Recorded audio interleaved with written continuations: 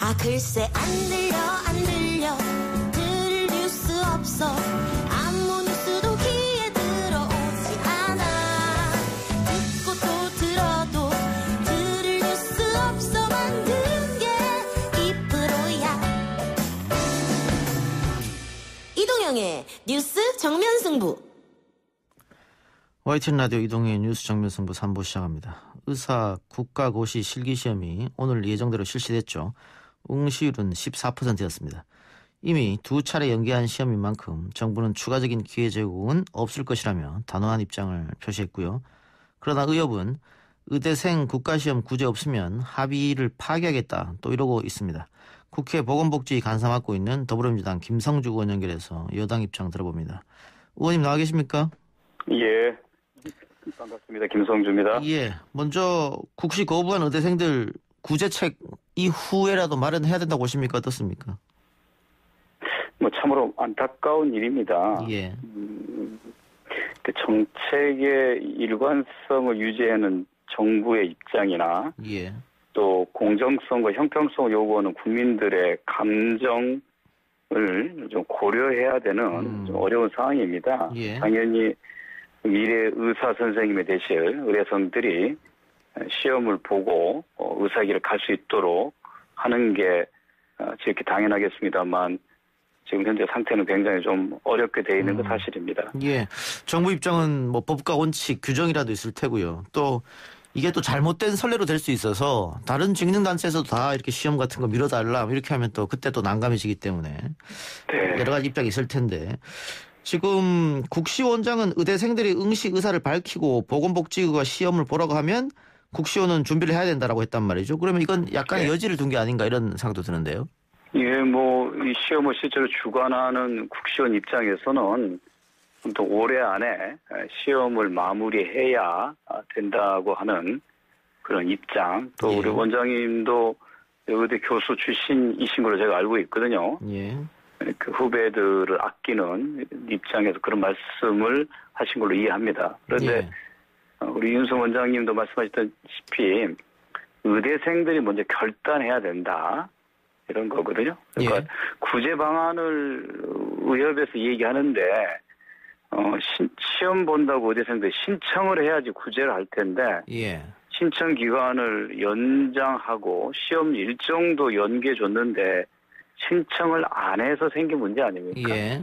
근데 신청을 아예 거부하는데 도와줄 방법이 없지 않느냐 이런 예. 생각입니다. 지금 같은 경우에도 의협에서는 후배들의 구제책을 마련해 달라고 하고 있습니다만은 학생들은 시험 보겠다라고 말을 하질 않고 있기 때문에 말이죠. 예. 또 청와대 국민청원에 올라온 국시 거부 의대생 추후 구제 반대한다. 50만 명 가까운 국민이 동의한 상황이기 때문에 여론도 네. 학생들 편은 아닌 것 같고요. 자, 근데 문제는 만일 이렇게 해서 이대로 간다면 올해 응시율이 너무 저조하니까 내년 의료 현장에서 인력 수급 문제가 나오지 않겠느냐 또는 공중보건의가 모자라지 않겠느냐 이런 지적이 있는데 거기는 어떻습니까? 예, 그런 우려가 있습니다. 그러니까 이제 최대한 어떤 의대생들이 좀 마음을 좀 돌릴 필요가 있고요. 예.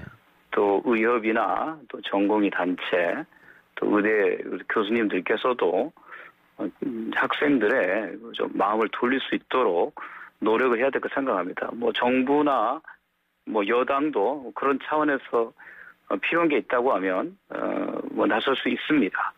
그러면 학생들이 지금이라도 시험을 치겠다고 하면 다시 한번 시험을 볼 수 있는 그런 방안을 마련할 수 있다 이렇게 생각해도 됩니까? 일단 전공의들의 업무 복귀가 순조롭게 이루어지고 예. 상황이 안정된다면 여당 입장에서 정부하고 협의할 수 있을 것입니다. 협의를 할 수 있겠다. 알겠습니다. 근데 또 한쪽에서는 그렇게 했을 때 떼쓰기 하면 다 들어주는 거냐 이런 반론이 있을 수 있을 것 같아서 말이죠. 그런 국민들의 그 감정도 저희도 고려해야 되는 그런 예. 어려운 상황입니다. 예, 여러 가지 다 봐야 된다. 그런데 문제는 이 의대 정원 확대라든가 공공의대 신설 이 4대 정책 문제, 의협에서는 4대 악이라고 규정했습니다만 의협과는 반대로 보건의료 시민단체들은 이거 해야 되는데 문재인 정부가 의사들의 협박에 굴복했다. 이렇게 또 얘기하고 있단 말이죠.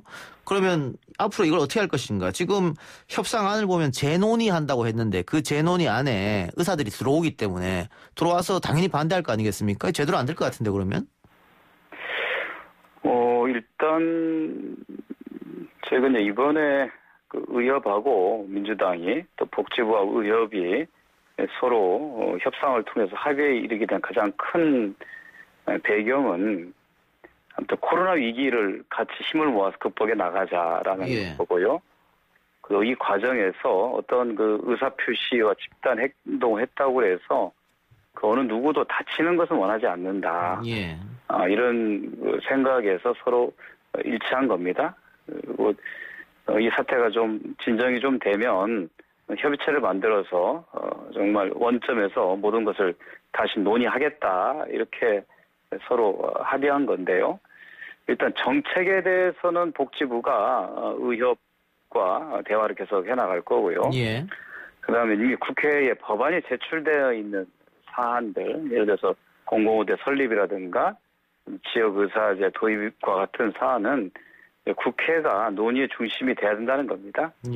그래서 먼저 여당과 의협과의 대화가 있을 것이고요.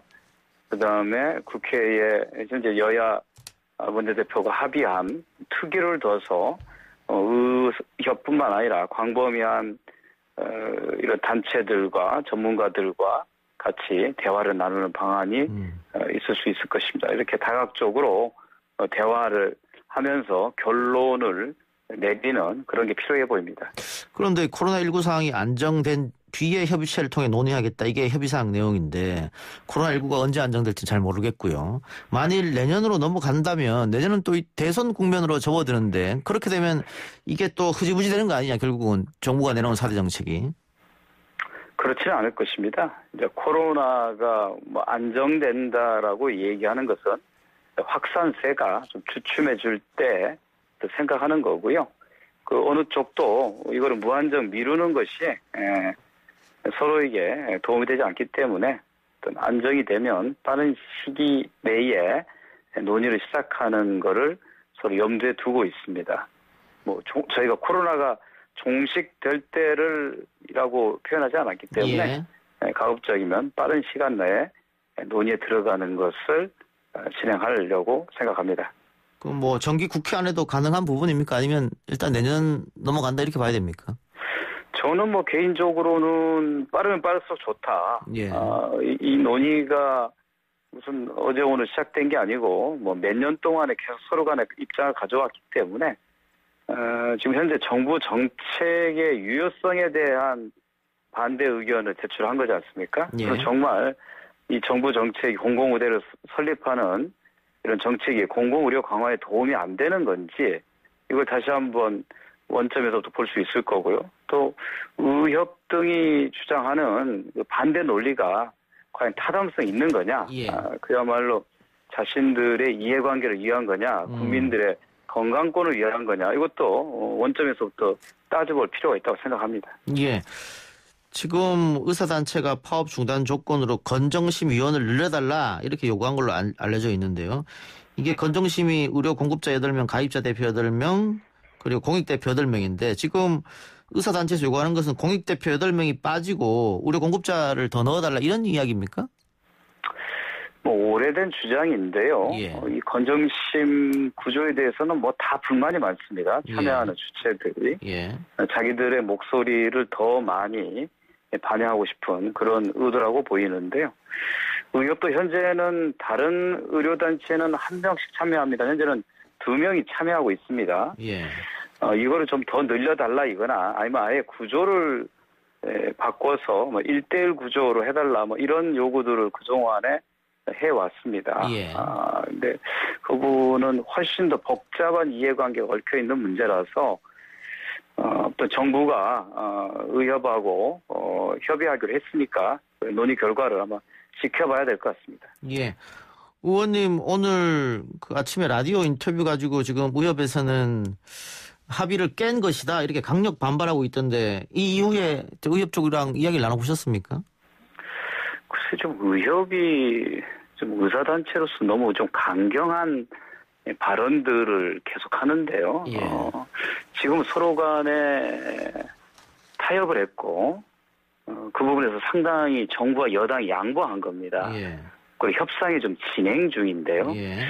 좀 냉각기를 좀 가질 필요가 좀 있습니다. 뭐 저희가 원칙적인 입장에서 얘기한 것을 가지고 뭐 합의 파기를 위협한다든가 이것이 뭐 처음부터 지킬 생각이 없다고 이렇게 얘기한 것은 좀 과도한 해석이고요. 표현에 있어서도 조금 절제가 좀 필요합니다. 예. 저희는 상당히 인내력을 가지고 협상해 왔고 합의해 왔고 또 합의 내용을 지켜갈 건데 정부 여당이 갖고 있는 생각을 너무 앞질러서 해석하지 않았으면 좋겠습니다. 예. 오늘 그 대한전공의협회 새로운 비대위 같은 경우에도 여당 의원들이 우리 앞에 와서 무릎 꿇기 전까지는 단체 행동 철회 없다 이렇게 얘기했는데 이런 워딩도 지금 의원이 말씀하신 그런 거하고 일맥상통한 거겠네요. 좀 조심해서 얘기했으면 좋겠다. 저도 자꾸 이렇게 자극을 하는 예. 발언을 안 하려고 저도 자제를 좀 많이 합니다만 예. 일단 대한민국에서 의사 선생님은 환자의 존경과 국민들의 사랑을 받는 직업군입니다. 그래서 선생님이라고 부르는 거지 않습니까? 예. 그러니까 좀 더 국민들 입장에서 국민들 눈높이에서 이 사태를 좀 바라봤으면 좋겠다고 하는 그런 간곡한 호소도 드립니다. 예. 마지막으로 그 의대생들 그리고 의협에 다시 한번 의원님 이야기 한번 해주시기 바랍니다. 간곡한 호소도 좋고. 예. 일단 정부나 여당은 국민을 위한 정책의 최우선 순위를 둘 수밖에 없습니다. 예. 그 과정에서 이해관계자인 의사단체들의 주장도 충분히 저희가 고려합니다. 어느 한쪽에 치우치지 않으려고 하는 그런 균형을 가지고 제도와 정책을 대해왔습니다. 앞으로 그렇게 해나갈 테니 서로 좀 신뢰를 가지고 깊숙이 대화하고 좋은 방안으로 합의해 나갔으면 좋겠다고 하는 그런 말씀 드립니다. 그리고 조금 감정을 좀 누그러뜨리고 좀 냉각기를 가졌으면 좋겠다. 그리고 빨리 환자들 곁으로 복귀하고 예정된 시험들 잘 치를 수 있으면 좋겠다고 하는 그런 바람도 더 보탭니다. 알겠습니다. 의원님 오늘 듣고 고맙습니다. 네, 감사합니다. 지금까지 국회 보건복지위 간사 맡고 있는 더불어민주당 김성주 의원이었습니다.